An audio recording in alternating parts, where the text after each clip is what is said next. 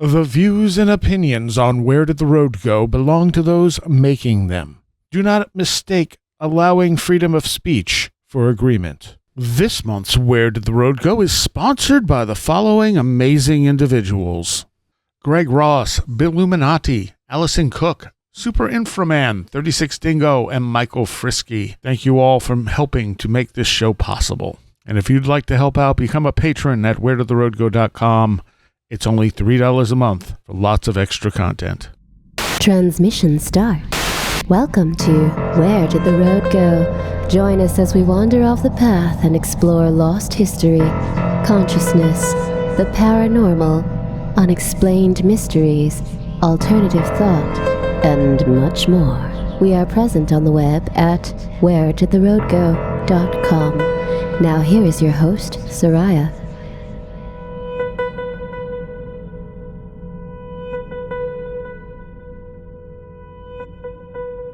Welcome to this edition of Where Did the Road Go? And tonight I have with me Mr. Christopher Ernst. Hi, everybody. And I have Mr. Matt Festa. Hello, my darlings. I am nowhere near that energetic. I've known that was my bad Dr. Nick impression. Yeah, it wasn't that bad, actually. Okay.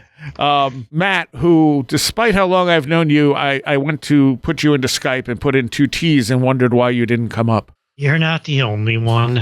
But I know it's Matt with 1 T, and I'm like, M-A-T-T. Why is he not? All right. Just like how there's no R in Cutchin. Yeah, right? That took a while. Eventually, I got it. So, this is just sort of Wandering the Road episode. I have a few subjects we could talk about. You guys, of course, are welcome to throw in whatever. But I figured I'd start with a really easy one. So the paranormal as a whole, and Matt, I know you feel this way, tends to be very personal. Mm-hmm. But also, you occasionally have these events that are very big. Something like Fatima, mm-hmm. or something like the UFO sightings over Mexico City, or the ones that were in the 50s or whatever over Washington, D.C. So, I wonder why we have, and if it's the same thing that we're experiencing in these public events, these big events that lots of people witness, versus the personal ones, these small personal ones we experience that seem very much tied to who we are. Simple question, really. Yeah, I like how you start out with the nice, easy ones. Just ease us into the conversation. I like that, though. I think, my first thought, if I can grasp it, because it's slipping out of my head, is that the you have to think of, or at least I think of, and this is at this particular point in time. It doesn't necessarily mean I'm not going to think something different tomorrow, but it seems to me like things move at both the personal level and then at this sort of world level, cultural level, country level. And I don't know, I would have to see, I guess, maybe the data about what sort of personal versus public paranormal events happened at particular parts of the world, to be able to really map this out. But seems to me like, part of maybe the same mechanism, because right now I guess I'm thinking of the control system a lot. I still haven't gotten off of that, and it could be Valet's control system, or it could be something more akin to I still think there's a lot of proof where there's some sort of ascended masters type of hierarchy, or something completely different. I don't know. But if you think of it as a control system, or maybe just, like the weather, it's a control system, a natural sort of thing that happens, that you're going to have things that are going to happen at the personal level and at these different levels, depending on, what needs, I guess, to be moved. Because I would consider the control system to be something that is, and again, this is driving right off the deep end into new agey stuff, but it is essentially spiritual control, or spiritual pushes, or spiritual manipulation. And when I say spiritual, I don't necessarily mean that there's some guy in a robe who's invisible and in the cosmos who has, threads coming from their fingers and they're pulling them. But, these are as part of, the creation going forward. There are systems in place that maybe we don't acknowledge that are there to help things go in a particular direction. or to make sure things don't go bad in a particular way, or to control the expansiveness of a particular population or culture, or way of thinking about things, or maybe a much more nebulous type of control. But I think that when you have these big paranormal things that become public, they act on a different level than the personal, but they're still part of the same structure of manipulation that's going on. Or at least that's one way to think about it.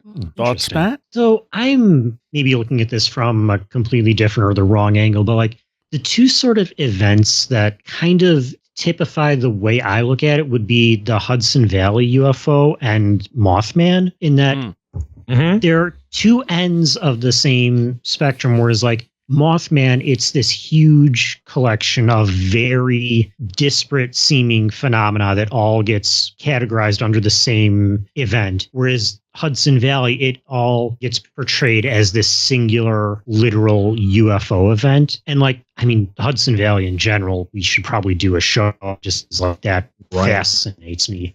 Like, and it's for some reason, out of all the mass UFO events, that one seems to be talked about the least for some reason. Like, I hardly ever hear about that one, even though it was like such a huge and well documented thing.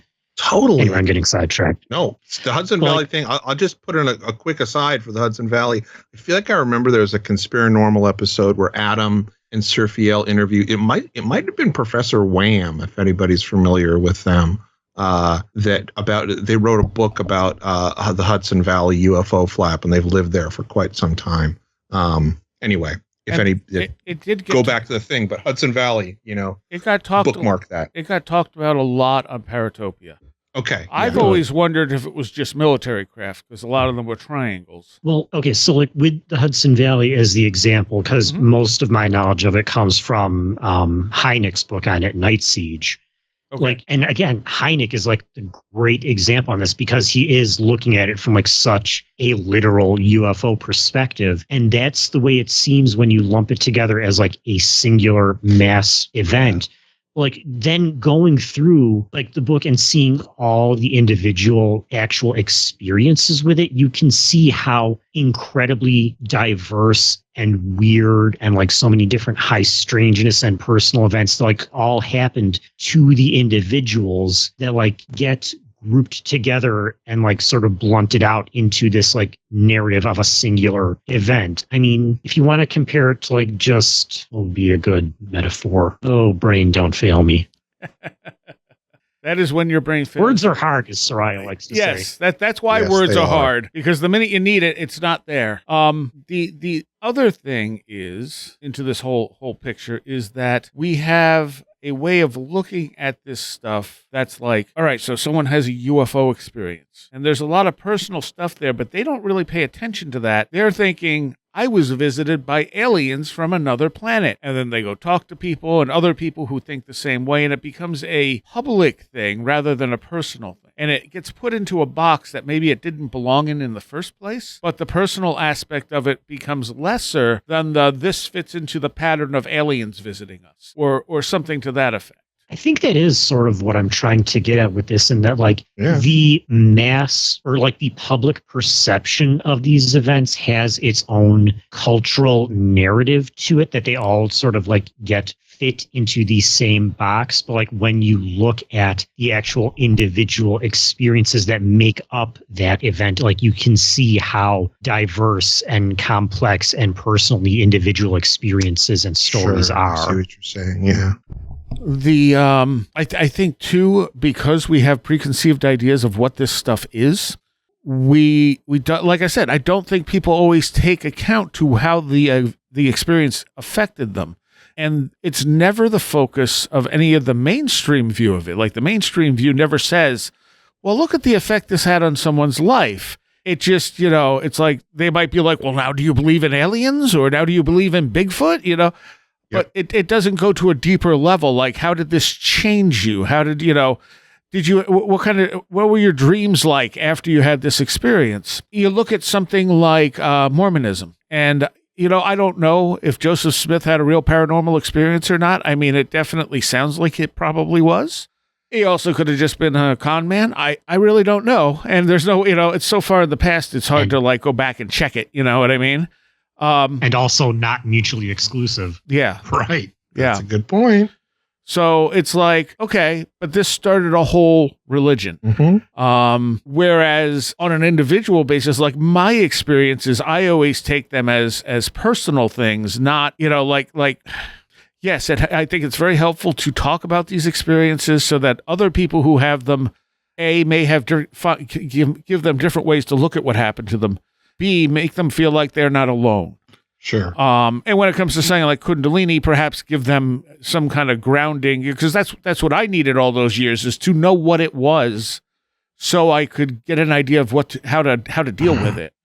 But it seems like the popular media just wants to turn it into the simple thing, and they want to make it very impersonal. And I think that leads to people who are consuming this stuff not thinking of this as a personal experience. Right. Other than for me, this again points to it being some sort of, and I still will just use the word control system, because what it's doing is it's creating progress or it's giving momentum for change at the personal level, even if it's a large, mass thing that's happening, is that it all ends up being something that impacts people in a personal way that changes the direction of their life. Okay. All right. And this is like, sorry, go ahead. No, go ahead. I was going to say, this is like also getting into something that like irritates me about this kind of like mass media discussion of the paranormal in general, in like the way it's always framed in terms of being frightening. Because the way that the media landscape, such as it is, the only outlet for discussing and depicting the paranormal has been relegated to essentially just horror media, because that's like treating it that way as the only culturally acceptable way to discuss it. But like that itself frames all of it in such a way that is like so counter to like what people actually experience. So like I try to, even with the very small handful of friends that I am comfortable talking about my experiences with, they will not, like, from the outset, be looking at it like as if I'm trying to tell them like something frightening, when it's like, no, this is like can be a very unsettling experience, but like in the same way that like any huge life-changing thing will have an aspect of fear associated with it. Right. I think that's a really good way to think about it. It makes me sort of consider the way that we approach something like, this, in that, I guess, what would be a good way to say it? My words are going completely out. Words are hard, I'm telling you. You're welcome. They really are. Well, I'll come back to it if I had it. But something you said resonated with me. Sorry, everybody. That's okay. It's a hard subject to really parse into words. That's the thing. I mean, because there's such subtlety here. But and you're right. The fear thing is definitely focused on. And of course, this is also one of the problems with the hypnosis of people who are abductees or had these experiences, where they're basically creating these fearful experiences under hypnosis. But even when you look at like shamanic experiences, they're terrifying. They're not, the type of things that are, like love and light. No, not really. It's what's the phrase? Taking your body apart. Yes. And it's painful. It's horrible. It's distressing, and it's something you need to go through to get to that next level. Yep. Yeah. So there is a fearful aspect, but that fear is you, like in a sense, it's you breaking down your boundaries, taking down your core beliefs, and trying to see things in a new light, which is terrifying for most people. And that's what I was going to say, is that I think there's like a little bit of that if you look at it sort of kind of a spectrum, where there's like people who are interested in having that little bit of thrill that you get when you hear a spooky story or something like that. And that's never been the way that I've come about it. But I do think that there is something there, in the sense of what people are looking for with spookiness is they're looking to be confronted with something that, even if it's a mythical representation of a folk tale that's become part of pop culture, its kernel there is still something that is representing the other or the unknown, and you being faced with that is giving you this feeling of, fear. And I think that is like the shadow of a shadow of a shadow of maybe what people go through if you're, having a Kundalini experience where, like me, you're all of a sudden you feel the energy burst in your bottom of your spine, and then you feel your consciousness go up through your spine out the top of your head, and you're looking at yourself. And I found that to be like the suddenness, the abruptness of it. It was terrifying, but at the same time, it was also a very important catalyst for a change in my life that happened that put me in a particular direction. I wouldn't be talking with you here now if I hadn't had that experience, and it sort of threw me off the rails of the, track that I was on. And so I think that for me, again, it's all sort of this different spectrum of stuff. And that's why I try not to be disparaging about people interested in getting thrills, but it's why I don't find a lot of paranormal, media and culture and society and, people and researchers to be very interesting, because I have zero interest in trying to seek out that spooky stuff, to give me a thrill. Like, I'm interested in looking at this stuff from the, why are we here, consciousness, all that, which we've talked about many times, but I still think it's on the same spectrum. The simplest way, sorry, go ahead. No, go ahead. I was going to say the simplest way I can think to explain this is that the essence of what makes any sort of narrative frightening is being forcibly confronted with something considered outside of what is allowed to be possible within your understanding of the world. And under a materialist framework, anything of that sort of spiritual nature is considered to be not real, in a sense. Yeah. Does that make any sense? Yeah, no, it totally does. Yeah, it totally does. There's like 4 different directions going in my brain right now. Because I think there's okay, so I may have talked about this on the air before, I don't know, but I had someone contact me at some point who said, hey, I'm putting together this TV show or whatever. It's going to have a bunch of people's, like haunted encounters or whatever. And I'm like, and they're like, well, someone pointed me to you, said you had a lot of different experiences. And he's like, could you give me the scariest one? And I said, none of them are really scary to me. They might be scary to someone else, but I just kind of went into observation mode and tried to figure out what this was trying to do. What I could take from this? What is this trying to tell me? What can I learn from this? And he's like, well, could you make one of them scary? And I was just like, no, I can't, And it's like, yes, I'm turning down a little bit of money to come on and do this because I'm not going to sell my experience as something it wasn't. Yeah. That was the same experience that Johnny L. Tenney had, when he talks about being on shows and doing his television career stuff. Yeah, obviously that's the selling point for the general audience, is they just want to be scared. And I guess, although I won't dismiss the whole reality show culture and all that stuff, because it does make people more comfortable talking about this stuff. But it's a matter of taking that next step and getting away from just it being a scary story to understanding why it's happening or what the effects are it's having on you. Right. Unfortunately, I think the only conversation that's happening kind of on that level is embroiled in a lot of, honestly, weird political, cultural clashes right now. I mean, those conversations are happening, and it's actually a big part of, certain facets of different, subgroups and political sides. But yeah, it is. I mean, it's strange, but it really is. I also think that because of our culture, we have a very strict line of what's normal reality and what's paranormal reality. And I don't think that line actually exists. I think we go across that line very easily. Exactly. People block it out very easily, because it doesn't fit with what they're told is real.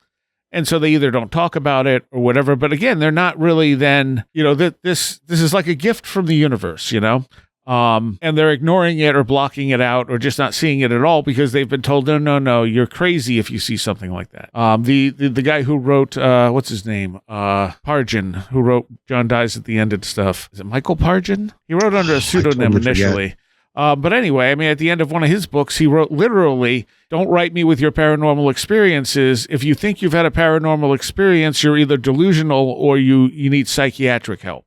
Yep. And that's, that's a view that a lot of people have. And it's kind of like that's so intellectually dishonest. Like to just dismiss everyone who's had a different experience than what you've had. I mean, who knows? Maybe he's had paranormal experiences.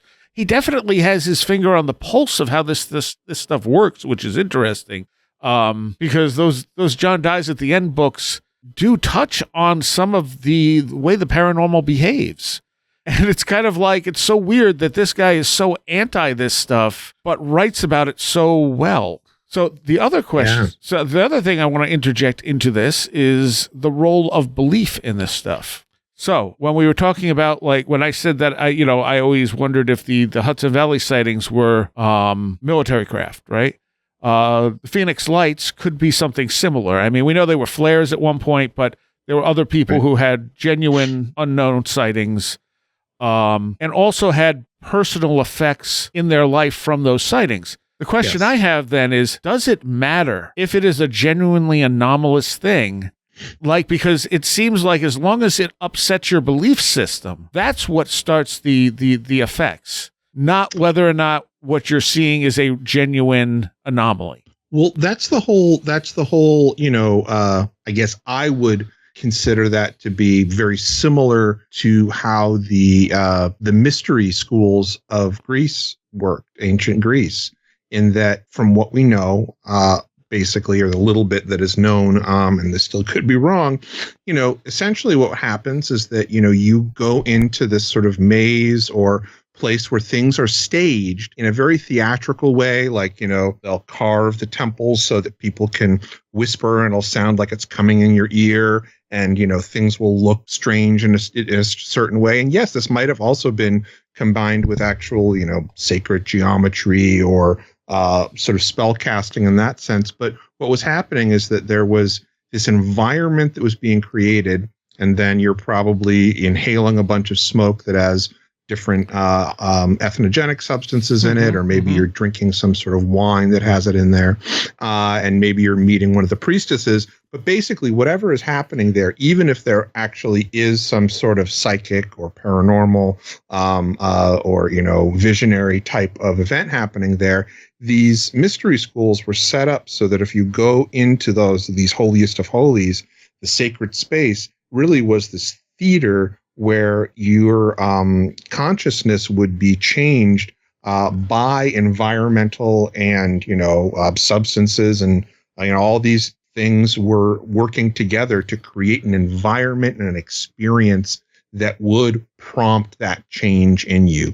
And I know some people believe that this is what the pyramids were used for, right? And people, so. For me, at least, that it seems similar to what you were just talking about, Soraya, and I think that there's, that still might be happening. I don't know.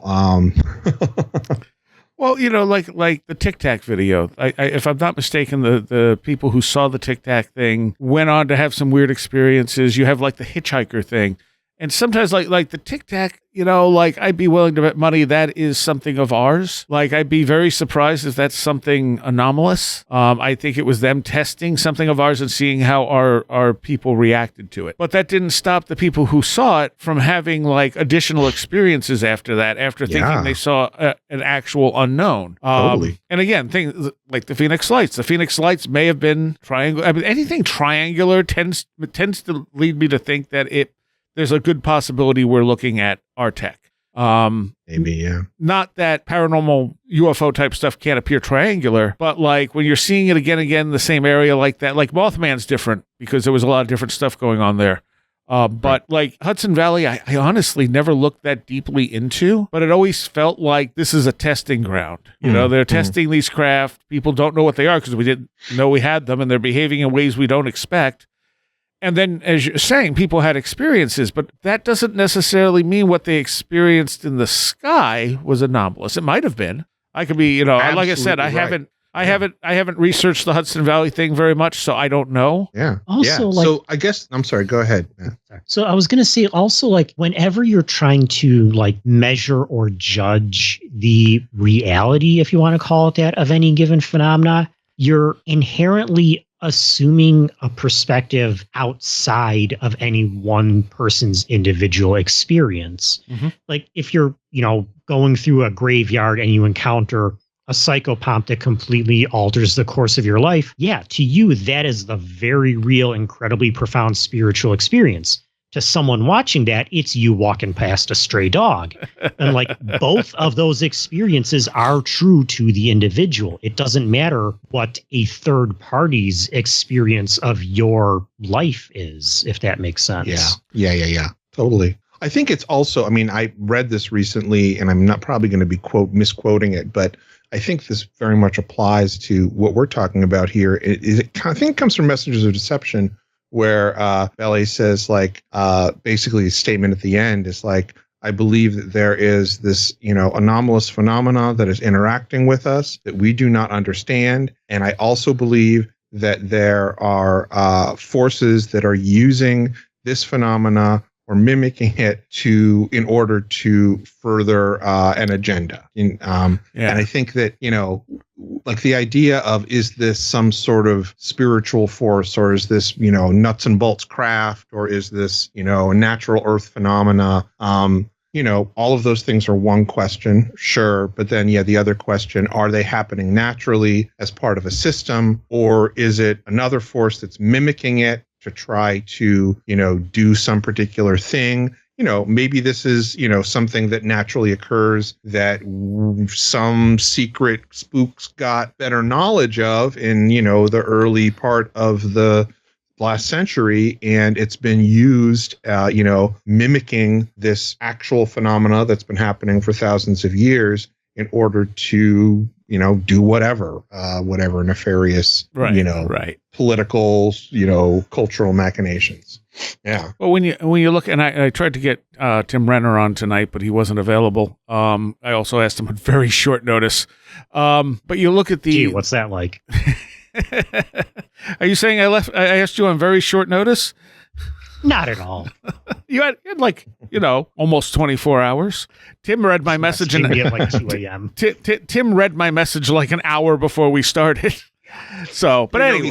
He's saying something to Alice, and he's like, yeah, Soraya asked me to be on a show tonight. I'm not doing that. I'm too tired. He didn't actually say no. He's like, I'm not sure. Let me check. And I said, you know what? Don't worry about it. We have enough to cover. But one of the reasons I wanted him on is so when we talk about this, there's all the Mary visions, the Fatima and Lourdes, and the one in Egypt. Yeah. And there was one in Mexico, which I forget the name of.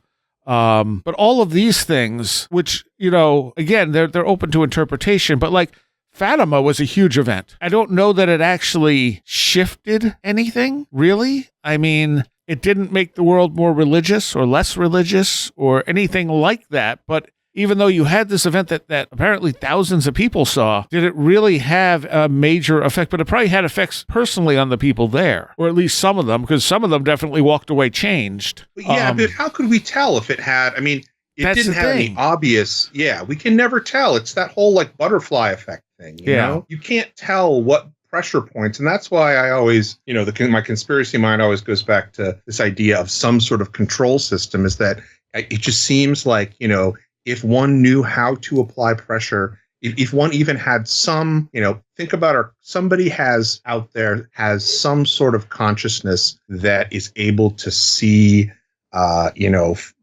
time in a different way. And if they had that and they had the ability to sort of hit these pressure points because they could figure out what would affect or what impact what, it's a great sci-fi movie idea there, but it's also like a kind of terrifying idea. I don't know. That's the kind of thing oftentimes that comes into my mind when we're talking about stuff like this. Well, and that's the thing. Everything affects everything else. There's no event that is singular on its own. So anything that happens, no matter how minor, is affecting everything else. you're about to leave in your car, you forgot something in the house, you go back in, you come back out. Well, maybe if you had left at that moment, you would have gotten into an accident. But since you didn't, you avoided the accident. Right. You know, and that's even a more major thing than the subtle changes that can happen and build up over time. Sure. Which is one of those things where someone says, well, is there anything you would change in your past? And it's like, I mean, it would change everything in your present. Yes. To what extent can you change your past and remain yourself? Right. Exactly. Right. Yes. I mean, if this is block universe, then no, you would have already done that, I think. Right. Yeah, I mean, and it could be that we end up pulled back to the same places, you know, certain points maybe, even if we veer in different directions. But again, we have no real concept for that. We have no way to test it, you know, without like a restore point where we can say, let's make this decision. Now go back and make this decision. We can't really check it. I believe in the Seth material, he says you do that after you die. Yeah. You know, I've also come across a lot of stuff that indicates that, you know, when one dies, time does not work the same way. Yes. And that's almost everyone who's had a near-death experience will make that comment. Yep. They're somehow outside of time, but there's still sort of a narrative they can follow. Yes. Which is unimaginable from our standpoint. And probably, I think it's hard for them, even when they get back, to really conceive of that. And I've had dreams like that where they were such big dreams that I'm just like, wow. And then when I wake up, I'm like, my brain will not focus on that. Like it just can't. Yeah. It can't bring it back into this reality. I had an interesting dream, just as a quick aside, the other night that I still kind of remember one part of, which is that I was in some building and I knew that there was some sort of, you know, this was coming up in this year, maybe, you know, me thinking about, 2025, the spooky stuff that'll happen. But I was like looking up out the window. Somebody was saying, oh, something's happening in the sky, or it's happening. And I think I was probably thinking about the drone thing or whatever. I don't know what mess was going on there. But what drone when I looked up in the sky, what I saw was it was just like the planes that you would see if it was a regular plane, you know, going across the sky. But there was just millions of them. And it looked, and I thought to myself, I'm like, oh, they're here, but they're like, or it's here, but it's mimicking what it sees in the sky. And it's like, this isn't the true form or something. Nice. Anyway, it was fun. Yeah. There was a drone thing? What? Yeah. I wanted to see if I could go through the entire show and not say drone once. Well, it's okay. It's completely gone, apparently. Like, yeah, right. Yeah. It was a huge deal. And then literally overnight, it's just no one's talking about it anymore. Yep. Like, okay, That's kind of what happened with the balloons, isn't it? Yeah. We had that whole balloon. Well, according to the email from the guy who blew up the Cybertruck in front of Trump Tower, and I'm saying this with not snark, but many grains of salt, that those are Chinese anti-grav drones. Oh, right. Yes. Yeah.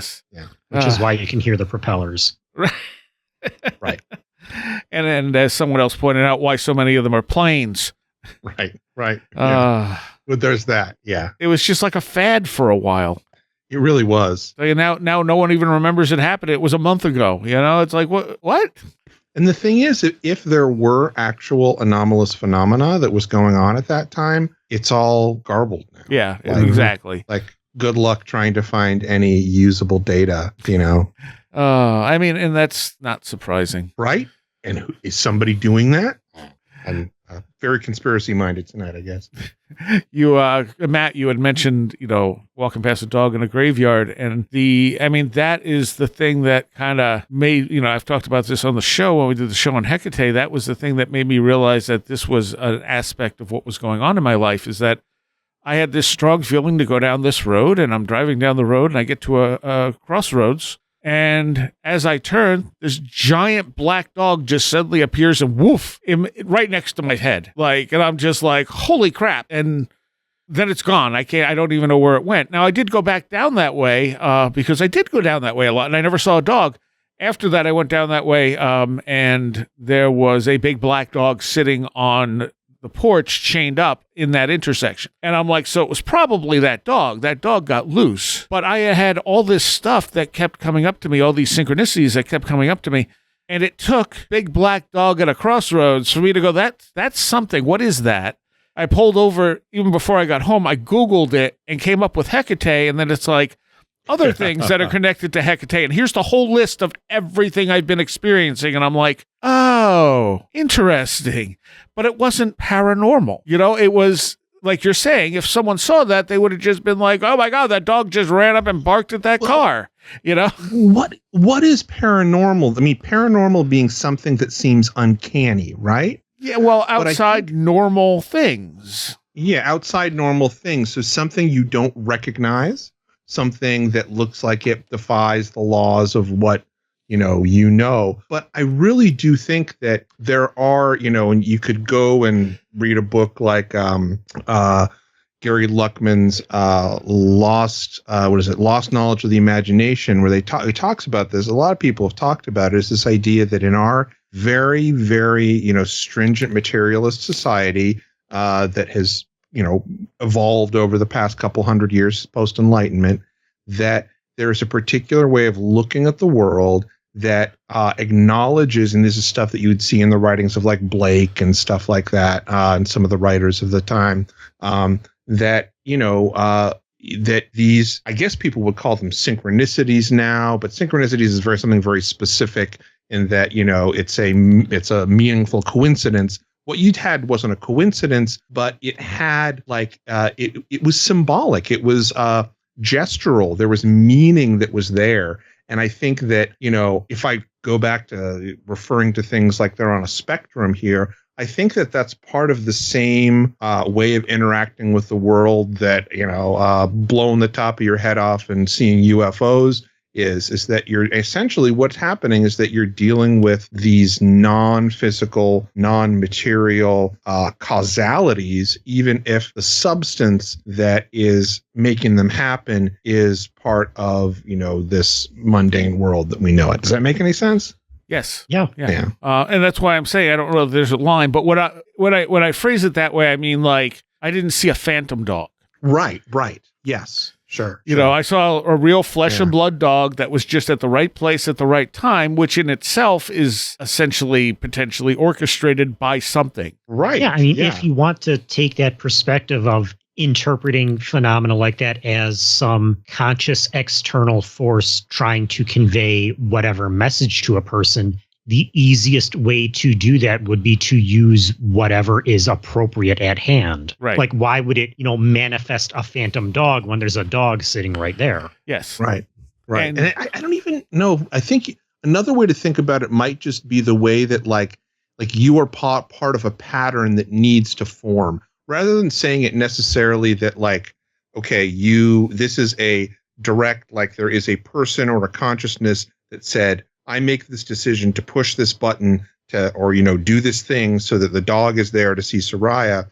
It's, more like in the grand scheme of the universe and how things are intertwined, in order to make your life, you realize a particular thing about Hecate, there's this pattern that is forming in the same way that if, you put particles out into the vacuum in the universe, they start to form pattern. Things start to form patterns. You put, sound on particles, and different frequencies form different patterns. Cymatics. I think that there are like life destiny patterns that happen too. And the reason why I mention this is I think, for me at least, it's important to sometimes not think about things happening in a interrelated way that, has to do with something where there's an outside force that is making decisions the same way that I do, that is, sort of puppeteering me or pushing me in some directions.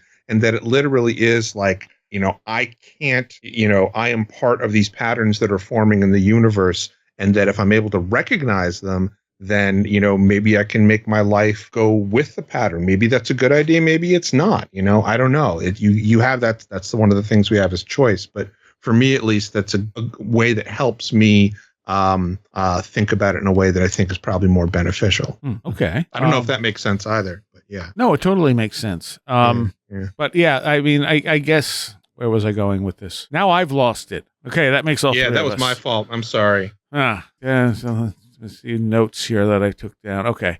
Hecate. Well, Black dog. yeah. Yeah. It wasn't that. There was something else I was going to bring up. I just forgot what it was. Again, my brain goes in like 4 directions at once when we're talking. Right. And then when I get to the point where I'm going to say something, I'm like, what were those directions again? You need to figure out a way to psychically communicate. We got to get some like Persinger type headsets. Hey, Matt, can your new headset do that? No, I can hear you clearly, though, which is a big improvement over my last one. Oh, really? Okay. Was your last one not good? It was like a $15 thing I got maybe 5-10 years ago from Walgreens. So, no, not the best quality. Well, you got your money's worth, I guess. Mm-hmm. Yeah. So, but the role of belief in this stuff, I mean, I guess kind of works like placebos work in sometimes. And I wonder Sorry, go ahead. Well, I was going to say, I wonder when people are dealing with like the hitchhiker thing, it's, they're like, oh, I went to this place and something followed me home. It's like, did it follow you home or did you have an experience and that opened you to the fact that this stuff exists? And also, of course, in there is how much of this stuff is coming from us. What I was going to say is, and I guess this goes more back towards the example of things like the Marian apparitions, in that our individual beliefs don't act so much like placebos in that example, whereas it's more that our beliefs form that common language through which we would understand different phenomena. Like, not sure how to phrase what I want to say. Oh, yeah. Yeah. Like we're co-creating it. Co-creation, and also like just more in the sense that like someone say something else because I have no idea how to phrase what I'm trying to think of. Well, I mean, what it makes me think of is the thought that I had a while back that like when you get these one-off monster sightings like Lizard Man or something like that, it's like, okay, so what's really happening here? We know there's not a physical lizard man running around. Like, you can make an argument for a flesh and blood Bigfoot in like the Himalayas or the Pacific Northwest or something, but probably not in areas that just couldn't support a breeding population without being noticed, and being able to be captured, recorded, whatever. Verified, I guess is a good word for it. But then you have things like the Lizard Man, and that pops up for a short period of time and then it goes away. And you have other monsters that have done this in different parts of the world. And is it that one person is encountering something that they don't really have a mental Rolodex to kind of fill out? So they're like, I don't know, monster. And in this case, the monster they come up with is Lizard Man because it scares them because it's an unknown. And they're seeing something, but they don't really know how to process it. It becomes the Lizard Man. And whatever it is sticks around for a while. Whatever's causing it to exist sticks around for a while. And then other people encounter it. Well, now they have a place card for that. It's like, oh, I've encountered something weird. It is the Lizard Man. Because you look at the accounts, and the accounts are always just a little bit different. And you would think if there was one monster jumping in here from another reality or something and only being here for a little bit, the descriptions would be a lot more consistent. And I say that because, like, when the best example I had, this was a great thing in the sense, when Google put up their Google Blimp, people were reporting it as a UFO. And I guess it was out of control. They lost control of it or whatever. And people are reporting a UFO. But the details of that UFO report were very clear. Like, people were reporting exactly what this blimp looked like. They were accurate reports. They matched up to one another, which, when people say, oh, well, people are just bad witnesses. In this case, they weren't. And we know they weren't because we were able to figure out it was the Google Blimp. And they were describing what the Google Blimp looks like. So when people's descriptions of these things are off, and they usually are, like even, people seeing the same thing at the same time will have slightly different descriptions. I think it's just the way our brain processes this stuff. Like, it's not what it looks like. It's just maybe taking that form because our brain goes, yeah, this must be what it is. Yeah. Did you remember your phrasing yet, Matt? No, my brain isn't braining tonight. I hate when that happens. I know, man. So the in listening to, as we go back to the way things get twisted, listening to some of the recent nope, not Project Archivist, Jeff and Jeremy, Paratopia, thank you. See, that's what my brain does. Let's switch out those two things. One of the shows they had, it must have been one of the live shows. I think it was the one Ted Rowe was on. They played some of the audio that had been newly released by Emma Woods of her being hypnotized by the guy whose name I can never remember. David Jacobs. David Jacobs, thank you. And man, it is creepy. Like the other stuff was pretty bad, but this one, he has her hypnotized, and she's talking about, a being in the room with her, and he's going, well, does you feel anything sexual? And she's like, no. And he's like, well, a lot of people have reported having sexual feelings when these things are around, so that's why I'm asking. And she, do you feel anything sexual? And like he just, do you maybe have unrequited feelings for a guy with a mustache and a set of glasses? Jeez. Like, I don't even know if that was it, as much as him filling out his belief system, like.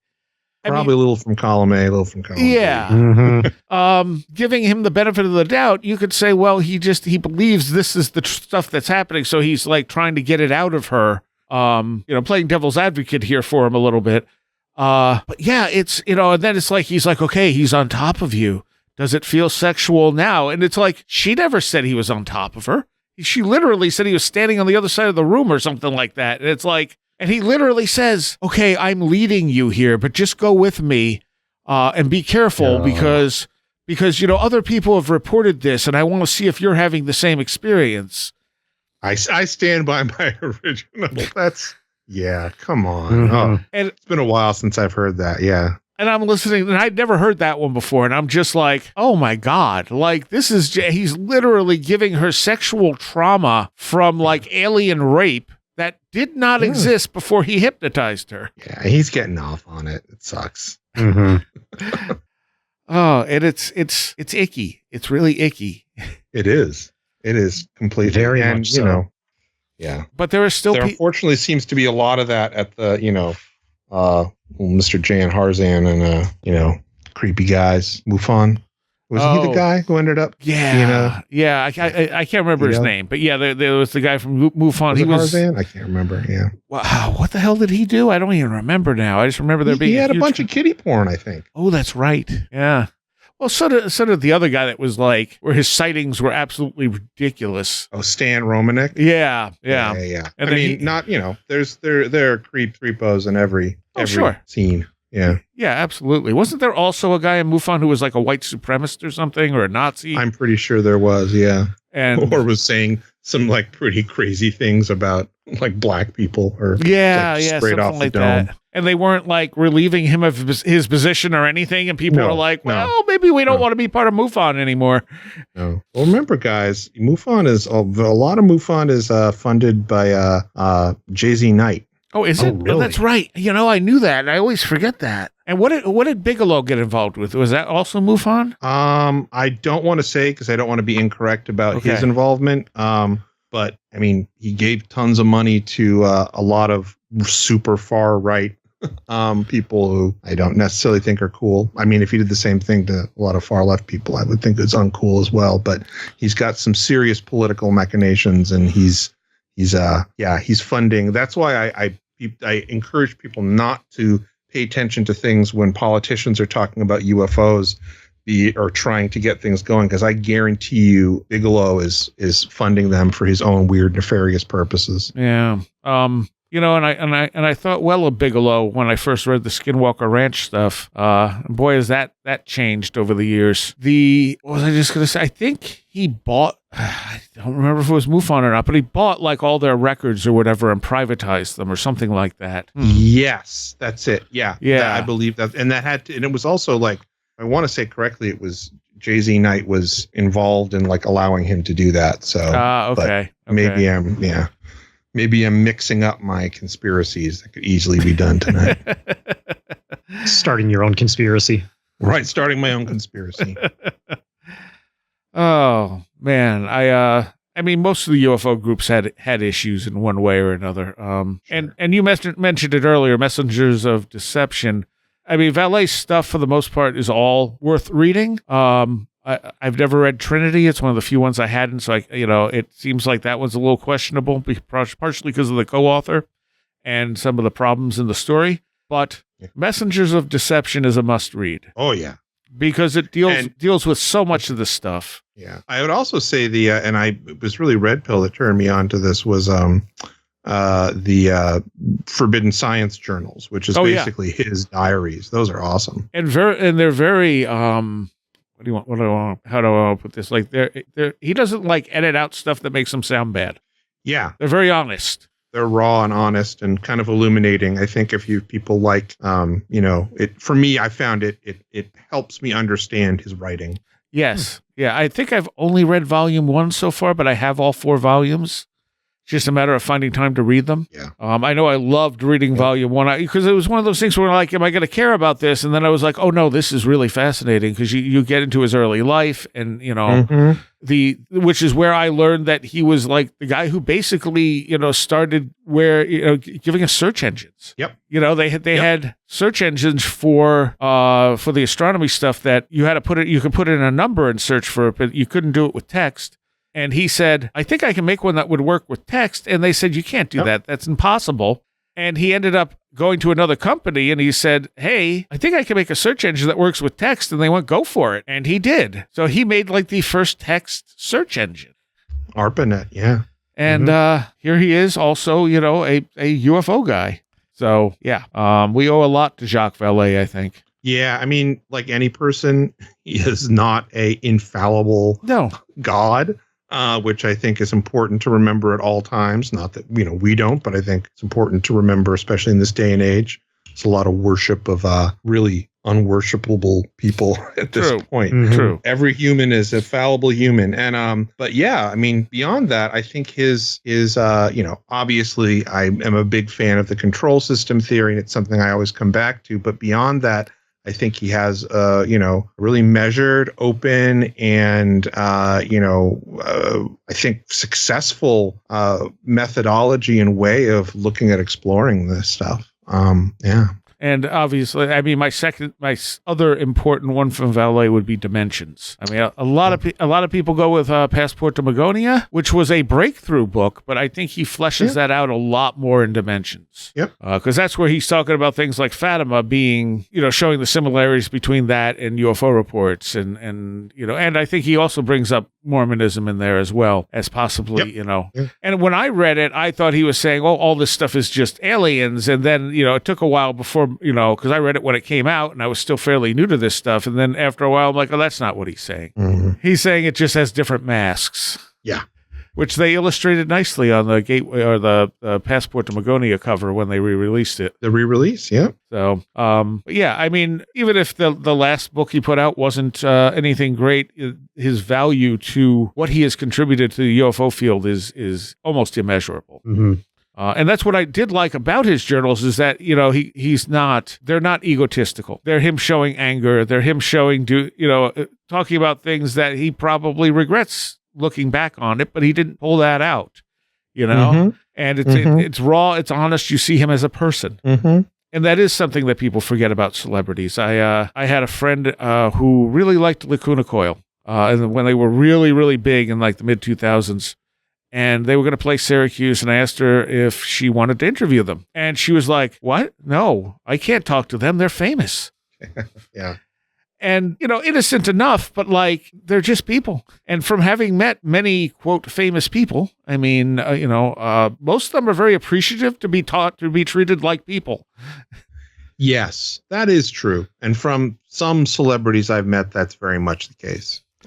And some not. I mean, yeah, some people are jerks, some people aren't. Yeah, right. Mm-hmm. And some people have egos, and some people keep that. Well, we all have egos, but some people keep it in better check than others when they're famous. Yeah. It's just it's how the person adapts and what they've been through getting there too. I mean, I would think that very much so. A child star is going to have a much harder time being down to earth and realistic than, someone who grew up and then got famous. Yeah. Yep. And there's some people that got, all sorts of problems. Yeah. And there's some people I think that, get success by doing good things and, being excellent at what they're doing and being great to work with. And there's some people that get success by being jerks and stepping on other people, Yes. Yeah. I think at this point, it seems like few and far between do you have rich people who haven't had to step on people's backs. But, True. I think that's the way things going. But yeah, it's, It's a good thing to keep in mind, definitely. Well, and don't worship. And a big thing I remind myself is don't get too invested in any one person as having the answer. Exactly. And always be suspicious of the people who tell you they have all the answers. Oh, yes. Instead, absolutely. Look for the people who are asking the good questions and question everything. I mean, don't, like anything we've said here tonight could very well be wrong, completely and totally wrong. We're not preaching truth to you. We're just saying, hey, we're questioning this stuff. Maybe it's this, maybe Avoid it's this, maybe any it's this. podcasts that are trying to tell you the big T truth. Right. Do not believe a word I have said. Are you going to follow? Oh, that doesn't work, does it? I was going to say you're going to follow that by saying you're saying the truth, telling the truth. What was the Star Trek one? Everything I say is a lie. I'm lying. Oh, right. Yes. Yeah. And then the computer has a meltdown. Yeah. All right. We got to take a quick break. We'll be right back. Quick mid-show break here. A recommendation and some contact info. Anything you want can be found at wheredidtheroadgo.com. And there's a link to everything on there that is connected to wheredidtheroadgo.com, our X page, our Twitter, our Facebook page, our Facebook group, Discord, YouTube, everything. Everything's there, as well as means to contact me. And you can find that by exploring the page, as well as shows going all the way back to the very first one, back in 2013, just over 12 years ago. If you want to become a patron, it's only $3 a month. You have to click on the Patreon link on the page and then sign up for that, and you get extra content with almost every show, plus special stuff here and there. And it's only $3. All you got to pay to get the extra content. $3 a month, and it helps us out greatly, as do reviews and recommendations. So if you want to help out, that's how to do it, and I very much appreciate it. As for recommendations, I'm kind of jumping ahead here because in a few shows there's going to be a roundtable. During that roundtable, Jonathan Bartholomew of Strange Stories with the Skeptic and Seeker, I think that's the right order, mentioned to me, asked me if I think it was during a Patreon segment, asked me if I had seen Edge of Sleep. And I was confused because I had listened to the podcast, The Edge of Sleep, and I very much enjoyed it, despite them never coming out with a season 2.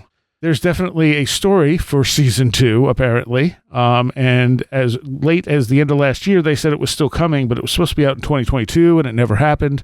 But that might be because the TV show happened. It's about 2.5 hours long total. It basically follows the podcast. It's really good. I love the color and the production work and the imagery. It's just, I love the podcast. So that's my recommendation. Check out the podcast and check out the TV show. It's already been canceled. So there's that. But it has sort of an ending, and then it leaves off for, where it's going to continue from there. But they never got that chance, unfortunately. However, the podcast could come back at any point. There's also a book, and I forgot there was a book. But they did announce the book on the podcast feed. You would think that they would have promoted the TV show on the podcast feed, but they didn't, and I'm guessing that probably did not help them. Anyway, that's my recommendation, The Edge of Sleep, in whatever form you want to find it. Book, podcast, or I can't recommend the book, but reading reviews, the book is very much in line with the podcast and the TV show. So there you go. Also, I wanted to make a quick correction. During the UFO History Show, I had said that A.P. Strange had published a Substack about the Manhattan abductions, the miniseries on Netflix. And apparently he just reshared it. Walker Jarrock is the person who actually posted that and wrote that very well-written article. If you want to read it, it's driftlesstimesmedia.substack.com. And the article's called The Color of Belief. And it's a very, very good article. So go check that out. I apologize for that, Walker. But there's the correction. And now back to the show. So we're doing this Wandering the Road episode with Chris and Matt. And I had a bunch of stuff here I wanted to talk about and bring up. One of them was an article I just read, and I don't remember. I don't remember the exact details. So it was a Gen X mom, And I think she showed her Gen X Z kids. Would that sound right? Or Y kids? Maybe Y. The Dead Poets Society. Yeah. And it was an interesting contrast where, I mean, it's a great movie. I mean, it's a great Robin Williams movie. And, you know, to Gen Xers, I think it was very inspiring that, you know, they were rising up against the people, you know, the teachers and stuff like that. And she said that, her kids found it a lot more traumatic than she, you know, like, the thing is, you know, back growing up as a Gen Xer, you didn't get warnings or anything like that when something traumatic was going to happen. It was just there. You know, stuff happened. You just went with it. And now with everything having warning labels on it, they were upset that they weren't warned that certain things were going to happen in the movie. But more than that, they were upset that by the end, there was, you know, like the kids made something better for themselves, but they didn't fix the overall problem. You know, they didn't fix the system that caused the issue in the first place, which is very forward thinking, but also very hard to do. You know, like you can really only fix a piece and inspire other people to also try to fix that piece. Like fixing the system is a very difficult, especially when you're underneath it, very difficult to do. So in order to fix it, you have to keep getting more of the pieces of the system to rebel against it. And I feel like that's kind of an idealism that a lot of people have growing up, where they feel like, well, I want to save the world. I want to fix everything.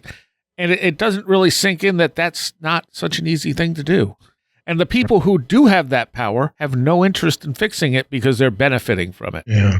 So it's like, wow, this is a really different take on what was meant as an inspirational movie. You know, they found it, at least this mother's kids did. I'm not saying everyone from that generation would, but they found it kind of, you know, upsetting. And it's like, that's a really interesting change in viewing this type of stuff. That's something that I've, just because working in the pharmacy, I've gone through so many really much younger than me coworkers and that, and like seeing in younger generations, like, are so much more not only readily to accept, but like apt at recognizing like systemic problems and recognizing like how a system as a whole would be corrupt and like the larger changes that need to be made, as opposed to like earlier where it would be so much easier to recognize like just how to improve one's own situation on a more individualistic level, whereas they're looking at things more societally, and that is like just so heartening and inspiring. And like I am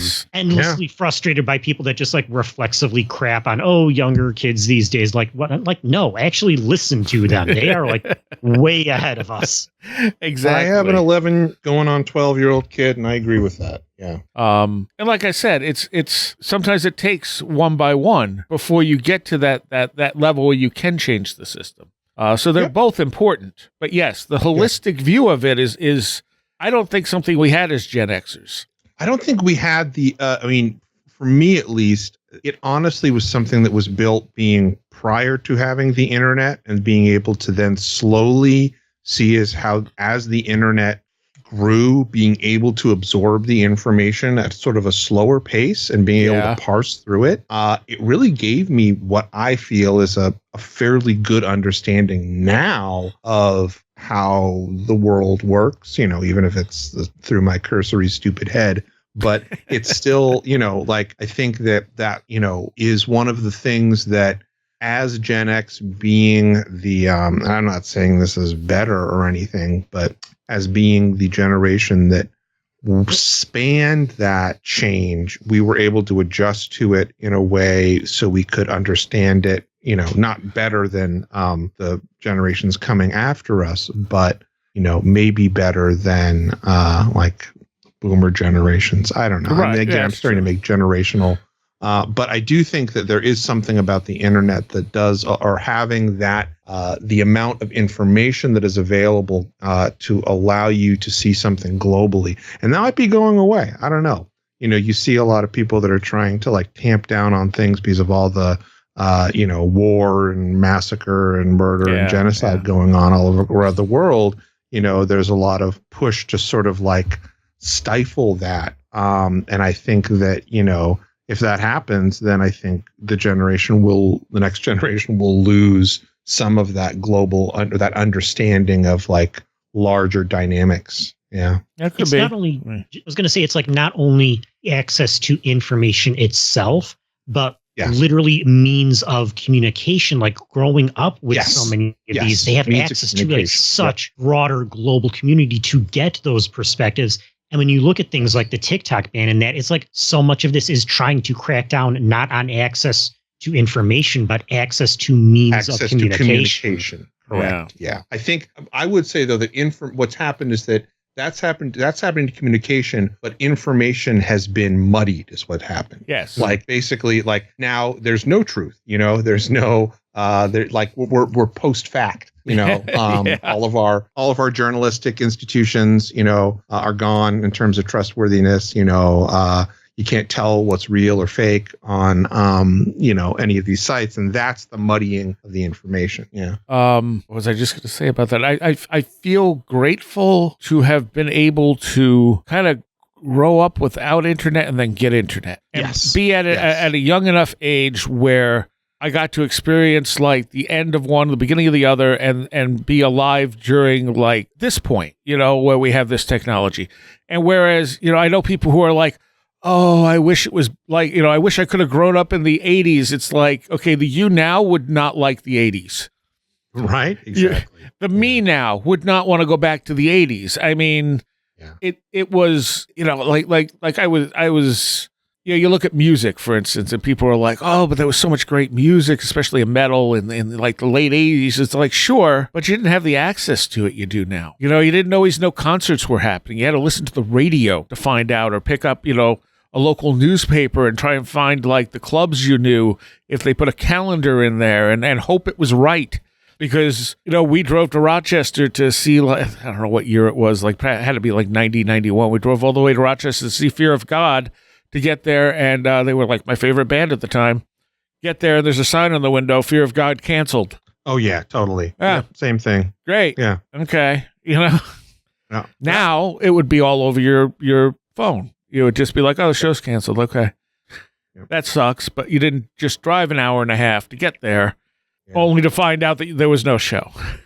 So, I mean, but having the experience of both, I think, is very valuable. Having the experience of like, I can get into this in a minute, to writing people from all over the world. I couldn't just Skype them. Like you had to write letters, and I don't know. It was very different. But when I doing computer work, a lot of these people are more the boomer age that I deal with. And they're just like, oh, I'm so stupid. I can't get this stuff. And it's like, by the time this stuff came along, you were already past the easy to learn new things point, for most people. Like I know some people that, are in their 80s and they're a whiz with the computer because they never gave up learning new things. But a lot of people stop, and once they stop, it's hard to like just take that new thing in. I had a 95-year-old World War II vet trying to learn how to use his computer. And one day I get over there and he sits down and he just starts literally crying about how stupid he is because he can't get this stuff. And I'm just like, dude, you're 95. This is like 10, at this point, maybe like 50. This stuff's been around 15 years. Like, you're doing great. This is not easy. When you grow up with it, it's easy. Not to like make this too depressing of a conversation, but like speaking as someone who does spend way too much time caring for the elderly, it's not just when something like that happens, that individual situation itself, it's any little setback or stumbling that they experience is like so easy for them to see as a sign of the larger deterioration that they're going through. So like, even though he may have in the moment seemed frustrated, like, oh, I can't grasp this new thing, it's to a larger extent like, oh, this is what's happening to me. This is like part of the slower decline that I'm going through. That could be. Yeah. He was pretty sharp for 95. I will say that. He was not, he didn't seem to have dementia or anything like that, but physically he was declining. Mm-hmm. But, I also mentioned, like they were upset there were no warning labels. And I am all for putting warning labels on things for things like anything that is traumatic for somebody, like that's fine. But I've also seen like podcasts.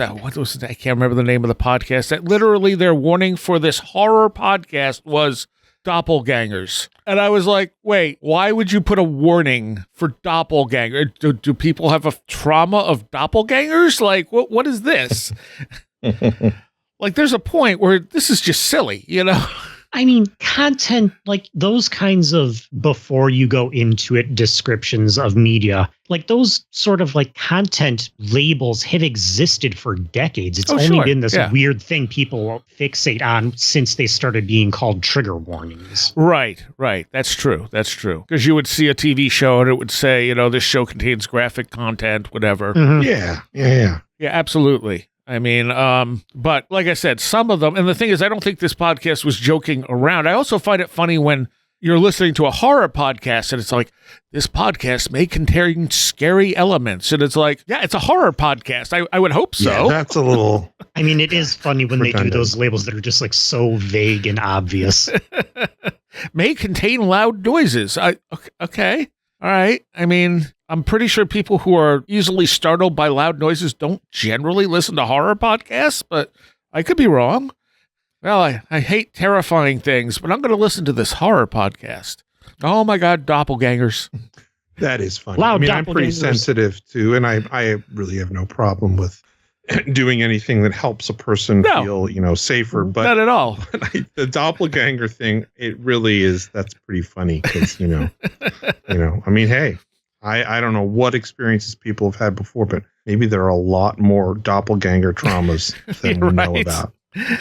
It's a whole subculture we're completely ignorant of. Right. Exactly. Doppelganger terror. I would like to sincerely apologize to the doppel trauma community if listening to this. So I was talking about writing to people, and that's kind of the last portion of the autobiography is me going through all these letters, which I'm almost through. And I am, seriously.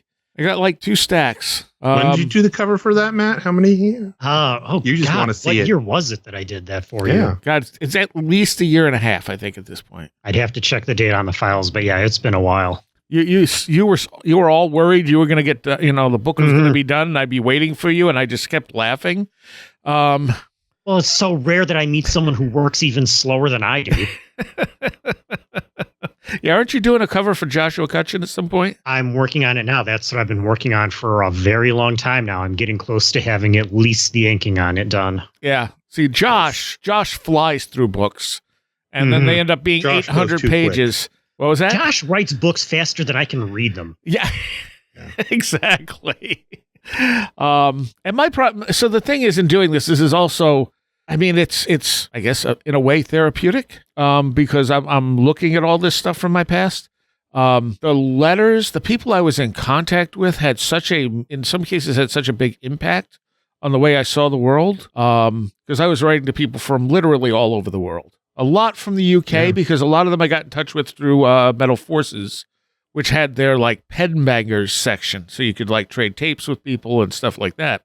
So, I mean, I got into Fields of the Nephilim because of someone in Holland. I was having people write for my zine from other countries. But there was in particular, the person I probably had the strongest connection to was this girl in Poland who I've never in my life talked to. And she was I wrote a story that's on the website back in the 90s or something called From the Depths that she half inspired, as well as a couple of dreams I had. And I finally read through her letters, and I know I'm missing a couple, and I don't know where they are because I remember them fairly clearly, and I've completely lost track of her. I stopped writing to her at some point, but I think we had exchanged emails when email was starting. And then we kind of fell out of touch. And at some point I was like, I really wish I hadn't lost touch with her. She has a very common Polish name, so looking her up was near impossible and is still pretty impossible. And so I said to the universe one day, I said, man, I'd really like to talk to her again. And I think it was the next day I had an email from her. Oh, wow. And I was like, oh, son of a bitch. And so we started, talking, catching up and stuff. And then suddenly all my emails kept bouncing back as saying like, the email you're writing from is not allowed through this system or something like that. And I was like, I don't even know what this means. And so I kept trying and it kept bouncing back. And finally I wrote one that said, just out of frustration, I can't email you. They just keep bouncing back. That she got. So the last message I ever got from her was, I got this one. And then everything else bounced and I finally gave up. So maybe about 6 or 7 years ago, I said, I said, let me try this again. And again, asked the universe, I'd really like to talk to her again. And instead, I met someone from Poland who also had blonde hair like her, who had almost the same name, but was here in Ithaca. And I was like, okay, that's just weird. Like, I don't know what to make of that. Like, am I just not supposed to talk to this person? Like why did I not get the person I was trying to connect with, but got someone that had so much stuff in common with them, which I also found very weird. So after I read the letters again, I'm like, damn, I tried emailing. They didn't bounce, but there was no response. And it could be that maybe she just doesn't want to reconnect at this point. I have no idea. It's also possible she's not with us anymore, right? I mean, that's a possibility with anyone. So as I'm doing this, I again asked the universe, for some kind of like connection there. I'd like to talk to her. And I had, I don't know how many dreams that night. And every single dream, there was a place card that just said boo. And I woke up and wrote that down. I'm like, why was that in every dream? And then I'm like, what did I ask before I went to, what does that mean? I'm like, does that mean she's no longer alive? Does that mean she's a ghost of my past at this point? Like, I don't know how to take that, but I felt like it was distinctly connected because it was also like her sense of humor. And I'm like, that was okay. I don't know what to make of it, but I guess not going to be in contact anymore. I don't know. But just the fact that that I could ask and then something responded was fascinating. And this led partially into me writing this story that I started on this Substack. I don't know if you've read it, Chris. I haven't yet. Okay. Sorry, no. I forced Matt to read it right before we went on the air. Good. I'll read it shortly. But I've actually had a Substack for like a year, and I never used it. And then it wouldn't let me log in, so I had to like recreate everything. But I will be probably putting up stories and actual nonfiction stuff there as I get going with it. But I was kind of collecting stuff from my journals, which I just had notes for. And I was like, oh man, I haven't done this since April. This is going to be a nightmare. And so I'm going through all this stuff and I'm putting it in. I'm finding all these dreams that now mean something to me that didn't at the time. And so I'm wondering if I was just not meant to do this until now. And one of them I posted to the Where Did the Road Go page, which ended with me being at this cabin with all these people with their arms cut and blood dripping from them. And I realized that we were basically going in to feed this vampire. And I go in there and I'm like, no, you can't have my blood. And he's like, there's nothing you can do about it. And I grabbed this shard of like scrap metal or something and I shove it into one of his eyes. And when I pull it out, it starts reforming. So I shove it into his other eye. And I pull it out and it starts reforming. And I'm like, damn it. And he's like, you can't hurt me. So I grab his eyeball and pluck it out. And he's like, hey, ow. And it's not regrowing. So I grab his other eyeball and I pluck it out. And so now I have his eyes and he's like freaking out because they're not regrowing. And I shove them up his nose. And what I wrote is, so he can't smell where I am. That's pretty metal. I like that. Soraya, you are the nightmare paralysis demon showing up in other people's nightmares. I'm just telling you, this is how you stop a vampire, apparently. Rip his eyes out, shove them up his nostrils. But I had another dream that was like one of those big dreams that was very hard to write down and explain. But as soon as I read it, I went, oh, I remember this one. And that ended up being the story I just put up on the Substack.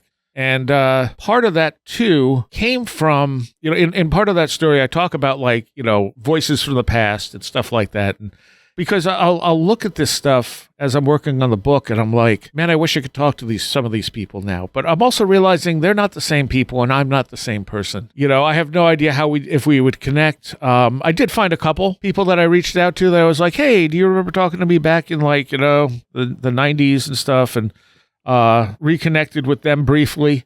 But mostly I just want to know that people are okay. But like I said, there was this one girl in Poland that I really wish I could find out more about and haven't been able to find anything on her.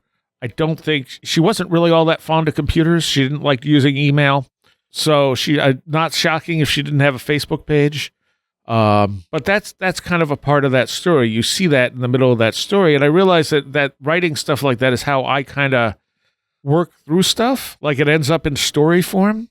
And, there's a lot of stuff I hid in the story, that, meant something to me that I didn't expect other people to necessarily connect to, but it seems like people have overall liked the story and it's moved a couple of people, which always makes me happy. So if you want to check that out, it's on the Substack. But I mean, this is almost like when I do stories like that, it's almost like a magical ritual. Like I start it and I think I was about to go to sleep when when this story just started to insert itself into my brain. And it took me like 2.5 hours to write it. And then I'm like, well, so much for going to bed 2.5 hours ago. Mm-hmm. That's when it happens. Part of the reason I'm so groggy tonight is I was up until like 3 or 4 a.m. working on Josh's cover. Yeah. Well, once, because I'm like, if I stop writing this, I'm not going to be able to finish it. I'm going to look at this tomorrow and be like, I don't feel it anymore. It's like, it's not so much that I'm writing it, it's just coming out of me. So yeah. That's sometimes the best. That's great. I mean, it is.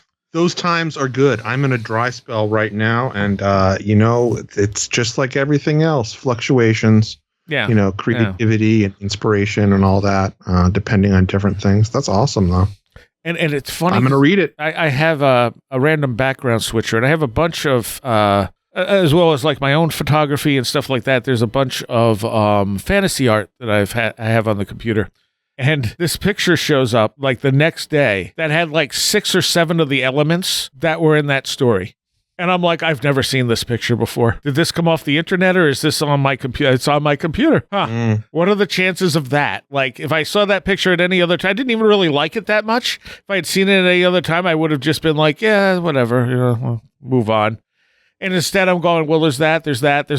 What the hell? I had something like that happen. This was quite a few years ago at this point. And I still have no idea what, if anything, this means. But at some point, I was just looking up weird random websites, and there was just for fun. And there was one I found that like every time you go to the URL, it generates a random website just with, I don't know how, whatever algorithms or whatnot work, but just like random text and images that it pulls from wherever. And when I went to it, part of the text that it either randomly, it was too ordered to be randomly generated, but wherever it pulled this sample from, but like part of the text of the website wasn't just from the book that I was reading at the time, but was literally like within the last couple pages that I had read. Oh, wow. Yeah, see, that's not random. That's also no idea why or what that means or anything. Yeah, right. It was enough to make me remember it. I feel like that's agreement from the universe, as Castaneda would say. It has that feel of, the universe is like, yep, you're in the right place. Yeah. So, and it didn't take anything paranormal to get you there. Just a coincidence. Right. Like we were saying earlier, sometimes it's just the way the universe works and it's through its mundane machinations, So anyway, that seems like a good place to end that. Oh, the Substack is, it's a free post on the Patreon. I haven't put it on the website yet. By the time you hear this, it might be on the website. But I'll add to it, shortly. And thanks to everyone who commented on it. That I don't think anyone commented on the actual Substack, but people messaged me and commented in other places where I posted it. So that was cool because, like I said, that was almost a therapeutic sort of story for me. So I hope it connects with other people as well. Excellent. All right, thank you guys. Thank you. And also, where can people find you? I totally forgot that part, Chris. Oh, as of right now, most of the stuff you can find me will probably be here through Where Did the Road Go? But if you don't know any of the other stuff I've worked on previously, it would be go to brightrectangle.com. And Matt, your art stuff is where? It's on Facebook, Instagram, and Blue Sky. All of them are under Tiamat's Garden. And more frequently than I make art, you can find me here and on Last Exit for the Lost. That's true. All right. Thank you both. Thank you. Thank you. I want to take a moment here to thank all of my Patreons. I can't do this without you, so thank you for supporting the show And know that every positive thing that comes out of this show is partially because of you. I want to give a special shout out to all my patrons who are pledging $10 or more a month. Greg Ross, John Blackburn, Madeline J., Marty Garza, Matt in Delaware, Allison Cook, Super Inframan, 36 Dingo, Tim, Andrew Nichols, Matthew Sproul, Marthartha, Midnight Review presents, Christine, a blue second-gen MR2 drifting around a Japanese mountain, Abby Allen, Patricia Giaquinta, American Rambler, Andrew Maines, Ann Witowski, Barbara Fisher, Beverly Williamson, Billuminati, Bright Rectangle, Charles Davis, Charles in Florida, Land of the Crazy and Communicable, Corey Nelson, Diane B., MTK, Eric Citron, Eric Todd, History and Coffee, J. Otto Bullitt, Jack Huntington, James Lindsay, Jim and Sophie, John Mattingly, John Bracken, Jonathan Frost, Carla Mahoney, Kevin Shurek, Cool Kitty, Kristen L., Laser Printer Jam, Lauren McLean, Linda from Michigan, Linz Jackson K., MJ Armstrong, Mark Shoemaker, Mark Brady, Mark Smith, Paul Jeffries, Perry Peters, Philosopher of Mirrors, Riker and Stark, Ron Dupre, Sam Sharon, Sasha McHale, Schmooples, Devourer of Mortal Souls, Stacy Sherwood, Tactical Therapist, Taylor Bell, Thunderboy, Tyler Glimstead, Victoria, Vincent Treewell, Will Cherry, Will Gebhard, Will Powell, Annabelle Smith, Caroline Walker, TDT Skunkworks, Colin Karras, Craig Sagastumi, and Matthew Brown. Thank you all so very, very much for your support. All right, there is, of course, a Patreon extra segment to go along with the show. You can find that by becoming a patron at wheredidtheroadgo.com. Just click on the big Patreon link. You could also just make a one-time donation if you want. If you want to see the documentary Chris Ernst made about myself and the show, that is on Patreon, but you can just go there and make a one-time payment and get that if you want to watch that. We hopefully will have some more really cool stuff coming up this year, video-wise. I do want to welcome some new patrons, Doris Hale, Peter O'Connell, Alicia White, David, Magfira Coaching. Thank you all for joining up. I hope you enjoy the extra content. And like I said, everything can be found, links to everything can be found at wheredidtheroadgo.com. And a special shout out to John Tudor for redesigning the site a few months ago, because it looks and works beautiful. And also a shout out to Vincent Treewell, who has both a book and podcast. And so check his stuff out. He does the recaps on every single show, and he does a great job with that. See you next time. You have been listening to Where Did the Road Go? This show is made possible in part from our Patreons, and we thank you and everyone listening for helping us continue this exploration of the strange. You can always find everything Where Did the Road Go related at www.wheredidtheroadgo.com. And thank you so much for your support.